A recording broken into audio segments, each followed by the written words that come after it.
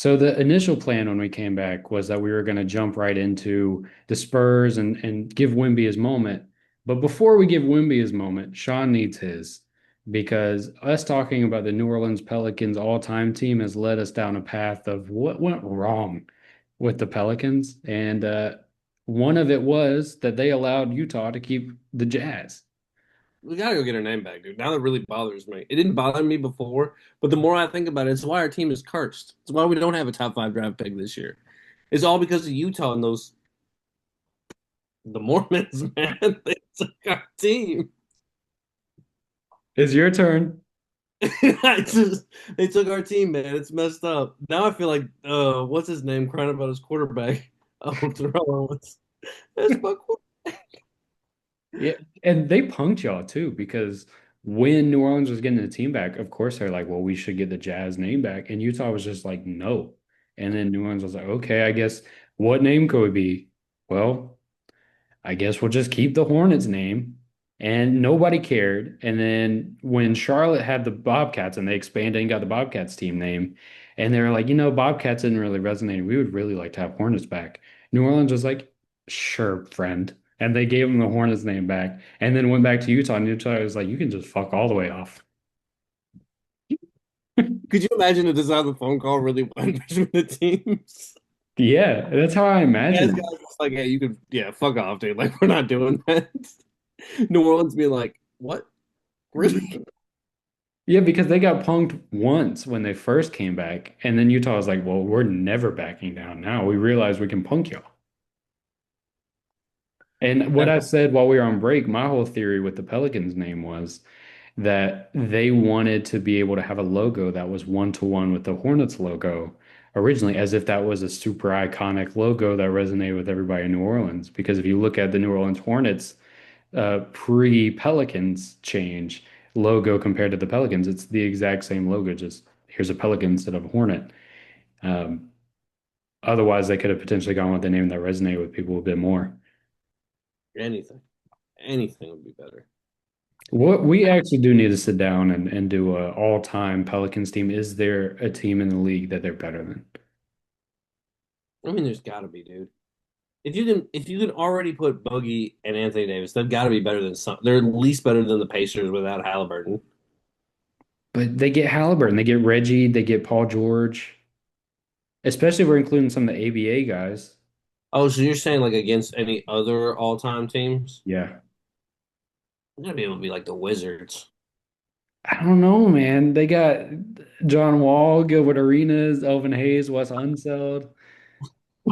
They've had a lot of guys who are really good for a year or two there. Like they had Chris Webber for a while. They had Russell Westbrook when he was still averaging triple double. Oh, no, Clippers would Michael have a Jordan. solid. Dude, I think the Pelicans can beat a lot of people. We'll just keep it at that. I think the Raptors are the best shot. No. The Grizzlies? What about the Grizzlies? Nah, they're too deep because you have the Zebo, Dude, Marc Gasol, Rudy Gay yeah, team, Conley, plus you have Pau Gasol, Ja, Jaren. Like there's depth there. there's depth in New Orleans. We have depth. It's a drop off, man. You get Chris Paul, Anthony Davis, Boogie, and then it's Why do you have to David say it like? Wesley. Why do you have to say it like that? And why is David Wesley the first person you bring up? That's not fair. That's so wrong to do to David Wesley, man. He was a You're the one good who guy. brought him into the conversation. God did not like that. Not for you to use him. Okay, you want Jared Jack? My bad. Oh, I hate Jared Jack. Yeah, he has one of the most. I'm not gonna say it. Never mind. I want to be respectful. He was a bucket there for a minute though, He really was. I hate that dude. I hate that especially Georgia in Tech. Golden State. Of course, Yeah. not in New Orleans, especially on a different team. He was.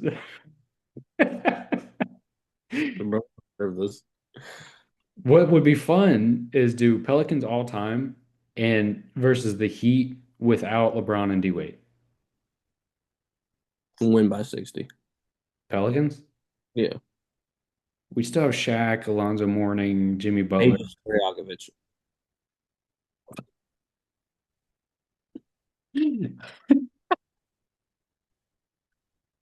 I mean, you do have him. Yeah, he's a guy. I'm just saying, man. Page Stoyakovich. That's all we need. Man, we'll have Yeah, to do it. That'll put be fun. LeBron and D Wade on the team. I don't care. Peja and five. But Peja just 1v15. Yeah, Peja don't need no help, man. Shout out Peja, man. I feel like we're always giving Peja his flowers on this pod. Peja should get his flowers. What if that's our niche core fan base? It's just big Peja Stojakovic fans. Random Stoyakovich fans. Yeah. What, any Croatian? Yeah, I was gonna say, you look on like our algorithm, all of our like audiences in Eastern Europe for some reason. It's just like Eastern Europe and now Illinois. Yeah. Oh, that'd be funny.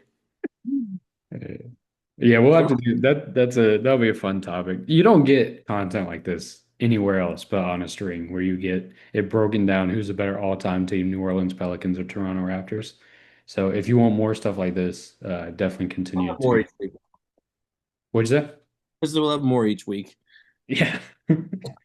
Uh, to get back to the man of the hour right now, Wembanyama, Spurs won game one, but before we get into the game, first ever unanimous defensive player of the year. He's only 22 years old. He's the youngest defensive player of the year as well. So he's the youngest and first unanimous is just bananas. Bro. He, That's crazy. his resume, what's on the table for this year for his resume off this year alone? The first unanimous defensive player of the year. He's in the running for MVP. He's at least top three MVP finalist.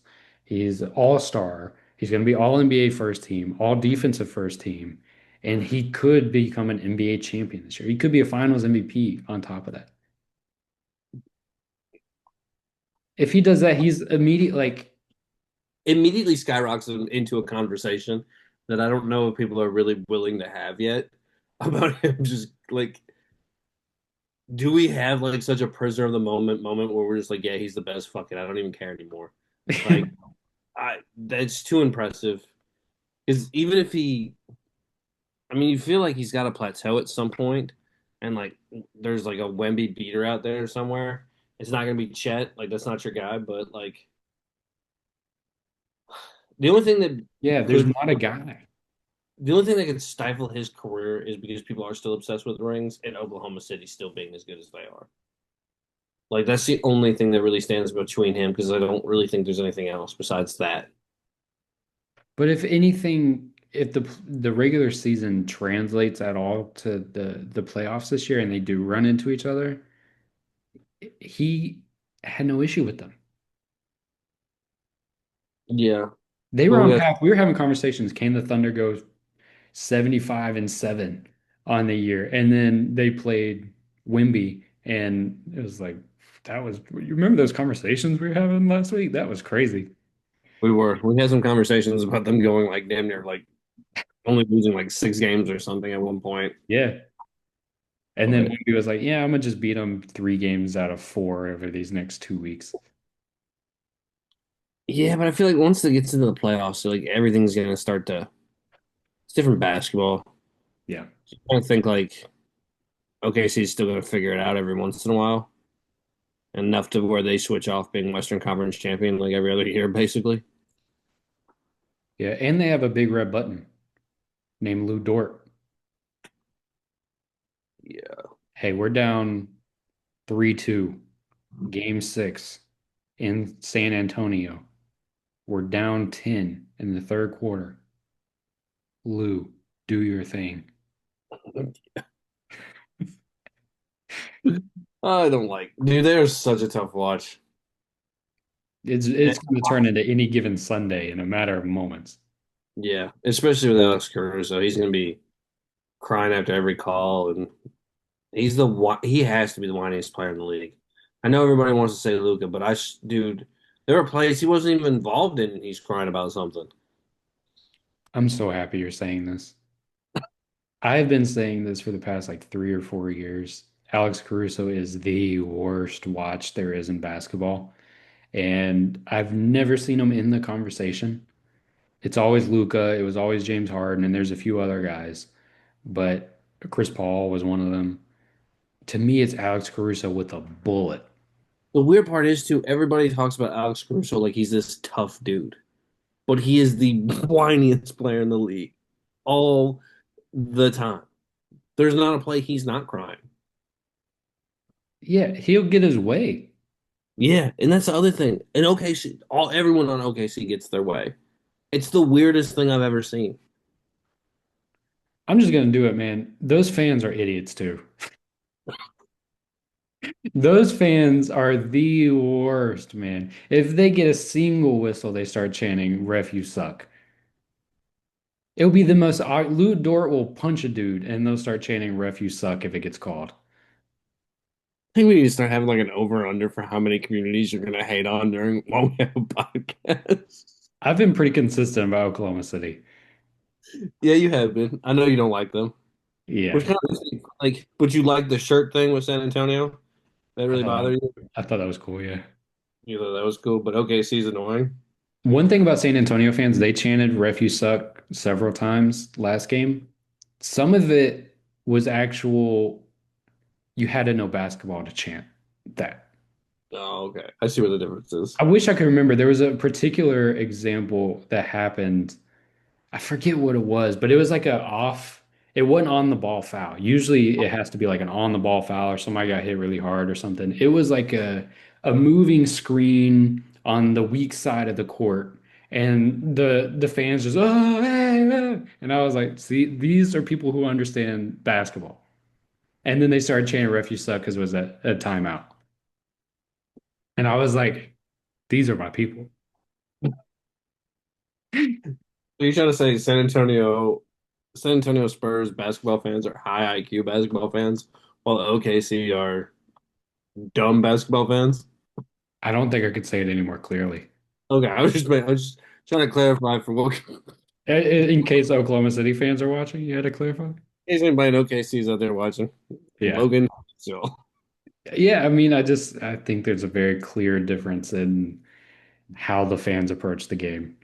There's a yeah, certain entitlement difference too. you're a basketball fan snob now. I just can't stand them. I hate watching OKC home games. I hate it. I will say I would hate playing there, which is they won. Like that's what you want. Yeah. So they do their job. Like they're great at what they do.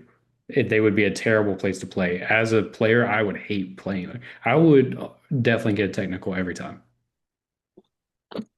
I get technical in my house. My fiance tees me up and says I need it. We have like a penalty box she puts me in. It's like I get too angry. You just gotta go sit in a box. Yeah, I just have to go sit outside for 5 minutes. Just calm down. Everything's okay. And then I walk in and I see Lou Dort chop block somebody and I immediately get sent back out there. Yeah. You're such a Lou Dort hater, man. Dort's the That's a well-oiled, fundamentally sound defensive team. They're certainly never out of position and don't trip people on purpose at all. And Alex Caruso is the toughest player in the NBA. I don't know if OKC fans are like Taylor Swift fans and we're going to get completely canceled because of this. Just I want to think like cover our bases. I think every other team's fan base in the NBA would rally around it. Yeah, probably, dude. They're the worst watching the NBA right now. And I would go back to like watching Luca piss him out every play over watching anything OKC. I can't watch Alex Caruso, man. I thought I would like him because he's a bald white guy. Those are my people. I thought I would like him, but he's really he just pisses me off. He gives bald white people a bad name, man. Like he's just not a good one. He wasn't always like this either. When he was with the Lakers, I mean, he had it in him. He definitely would get animated like this towards the ref and everybody, but not to this degree, man. Like as soon as he got to OKC, and I'm gonna give an olive branch here. I'm gonna give why it may be because he had to spend some time in Chicago before he got there. It's possible he was just bitter. I mean, I wouldn't blame him. I'd be bitter going to Chicago at this point too. And I want to be clear, I am not dissing Chicago. I'm not dissing the fans of Chicago. And I that think not y'all aren't OKC. I'm not saying that. I think you are dissing the fans of Chicago. I think you're dissing the entire community. I love Chicago fans because y'all are loyal because that ownership group and that management have just been doing y'all dirty for 20 years. Yeah, they've been complete shit, dude. More like 30 years. They just keep trading with the Kings to see if anything will work. Yeah. It's like, hey, it didn't work with us. You want to take a turn? And they just keep flipping back and forth. It's the most aggravating thing. I can't wait to see DeMontis Sabonis in a Bulls jersey. I can't wait to either. It'd be great for the Bulls. Be nice to have a guy who's like 6'9", 6'10". Yeah. I think 6'11", actually. I think about it. Josh Giddey might as well start looking at homes in Sacramento. You Think got how, about a year or two. dude, think how shitty that would feel though. You're sitting there going, you're like looking at the history of both teams, like I'm gonna fucking end up at Sacramento, aren't History tells me. I? You just start getting more and more mad because you're like, fuck, come on, man. You start looking around, who am I going to be packaged with? Who are they going to recreate? It's going to be shit. It's going to be Patrick Williams, isn't it? You just hope it's somebody cool that y'all can at least get a place to stay together because you know you're not staying there long. You'll be back in Chicago in a couple years. Yeah, man. Um, to get back on path again, Wemby this year, if he does do all this and has this resume, unanimous Defense Player of the Year, top three MVP finalists, All Star, All NBA first, All Defensive first, even if they don't make the finals, I mean, how can we even quantify in words how unbelievable this guy is? Jamal Murray will still be better than him. What? I just want to say Did he something just right. have a great play or something? No, he didn't, dude. We're No, he recording this while the Timberwolves Nuggets game is on. dude, I was just kidding. I was picking a random player out. It's gonna be hard to really quantify because he is so young, and we just really don't see them. Usually, don't see guys win that quickly. Like usually, it takes a little while. And I guess it's been a while since we've seen I mean, LeBron won kind of right off the bat. Like he got his team going. It didn't take him that long. And I guess it take won't be about the same amount of time, but that's probably like the last person we've seen really, really just like flip a franchise pretty quickly. The Spurs had no. It must be nice to be a Spurs fan. Gone from David Robinson to Tim Duncan to now Wemby. Like, how wonderful. I love what he said when they asked him in the press conference about if he feels the weight of David Robinson and Tim Duncan, and he said, no, it feels more like I have strong hands ready to catch me. It's like, God, man, if you just, man, you're gonna own San Antonio by the end of this if you keep There's talking like that. there's no way he doesn't already. Yeah. They're smart enough basketball fan base. They know what's up. They I know saw what they got. Yeah, I saw somebody post a video of, I guess, a big Mexican restaurant in San Antonio, and there was like a mural inside the restaurant. There was a bunch of like all-time great Mexican artists and everything, and then Wemby. It's fair. It's a good Yeah. mix. Yeah, It's fit. and my fiance who's Mexican was like, well, Wemby's Mexican. He is So, now. yeah, I mean, you in San Antonio. Yeah, man. Just don't tell that one random white lady who went to her first San Antonio game. You saw that? I saw that. Yeah. Shout out Spurs fans, man. Yeah, that would be great, man. Must be nice to have. That's just a crazy run because, like, if you think of all the other teams that have had greats outside, like the Lakers and the Celtics, like the Bulls have had Jordan, and then we had Rose, and then not really anybody. And then you look at the Spurs, and it's just been like they draft so well as a franchise, and they like really pretty much solidify themselves pretty well every year. If Wemby wins the MVP this year, which I don't think he will, but if he does, is he younger than D Rose was when he won his MVP? Oh, yeah, I yeah. think they were both, I think D Rose was 22 as well. So it'd come down to days.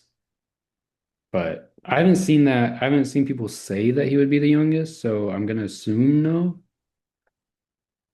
but I'd be interested to know. Yeah, Well, me too. He was 20. Derrick Rose was 22 years old in 6 months. So when's he's Wemby's birthday? It was exactly 22 years and 191 days, if you were curious. Okay. When is Wemby's birthday? Wait, The fact that I can Google that is just weird. January 4th, 2004. 2004 is bananas, bro. Yeah, it is. He's going to accomplish more this year than I have my entire life, man. Thanks for that. 2004 is crazy. Yeah, dude. We are unks. Don't remind me. Wemby had a play in game one. I've seen a bunch of people posting it, but it was one of those where I just stood up from the couch. Like, what the fuck did I just see? And it was when it was transition and he did like a lead dribble where he just dribbled the ball like 5 feet in front of him. I think Denny Advia was on him. And he did a lead dribble, was going faster than anybody on the court. Denis got in front of him. Honestly, if Wemby kept running into him, how a lot of star players do today, it probably should have been a blocking foul. But he stopped and played ethical hoops. And then he stopped, posted him up, and hit him with a spin move. And then what seemingly seemed like 9, 10 feet away from the basket, jumps for a dunk and space jams it in for Yeah, the I saw that one. game. And I was like, he had that play, and then he had the other one where he started at the left wing, took one lead dribble again, ended up being a far left corner three, heavily contested, not that it matters against Wemby, and it was straight cash. And right when he took it, you just knew it was going in. He's he might be the greatest of all time, man. He just The question is, when you compare him, like, who do you compare him to? Because, like, what I said the other day, like, do you compare him to Will?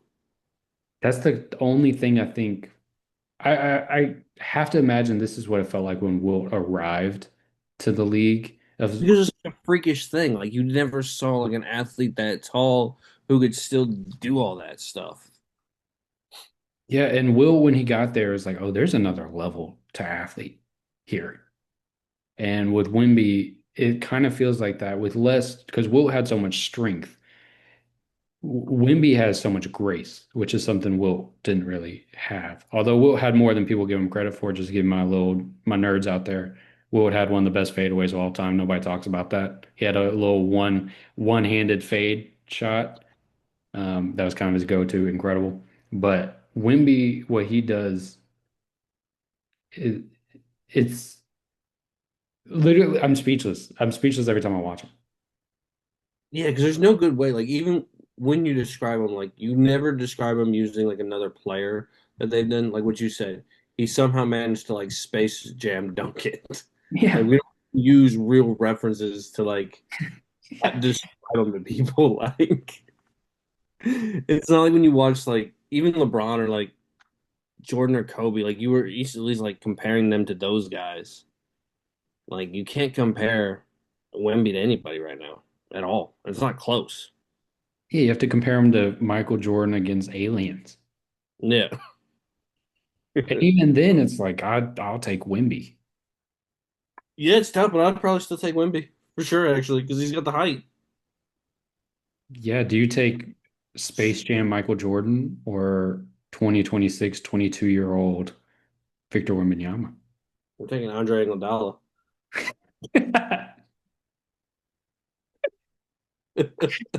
Nice. Shout out Max Kellerman for that. That's still a great moment. Did you see Wemby? Apparently, he was walking through the tunnel and then he realized Fox was left behind out of the team. And he waited in the tunnel for Fox to finish talking to whoever it was to walk with Fox to the locker room. And the reporter, I guess one of the reporters noticed that because they were waiting to ask him a question or something. And Wemby was then waiting for Fox. And they asked him about it in the press conference.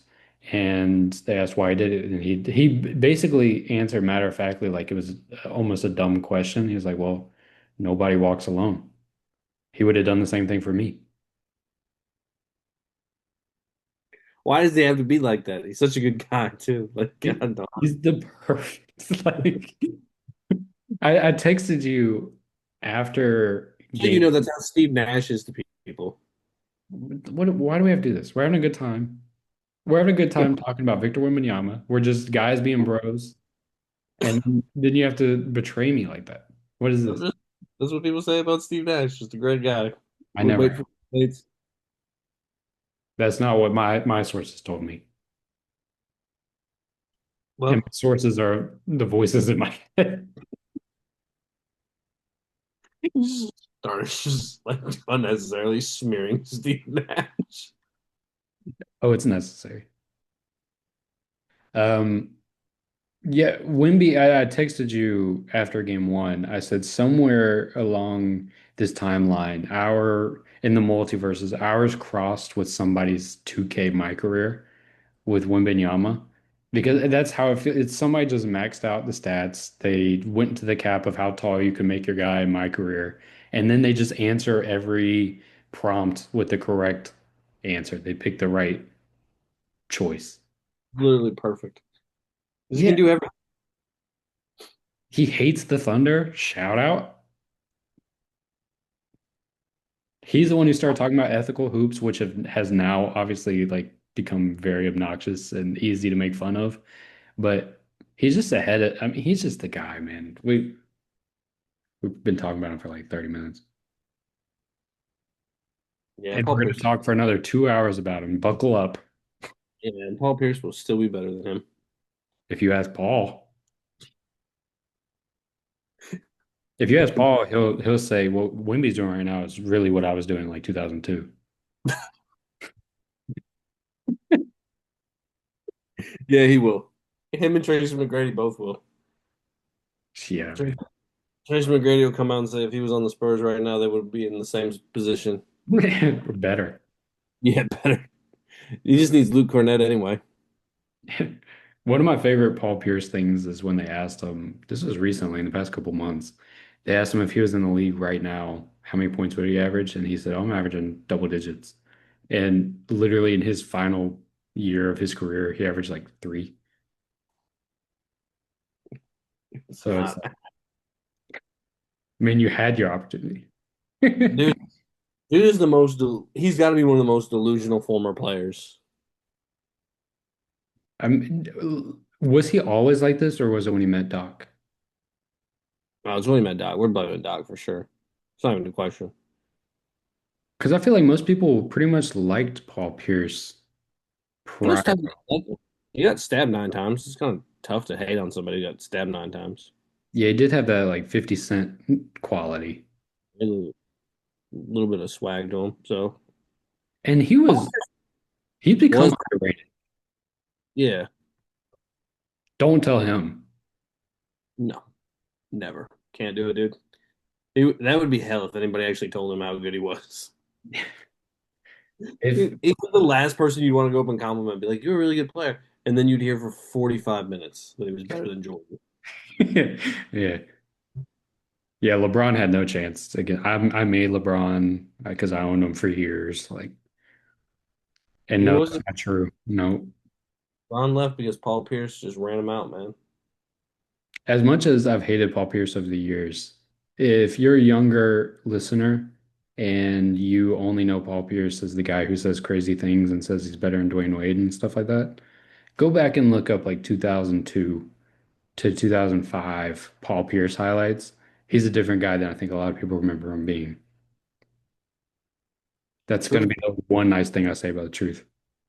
is the truth, man.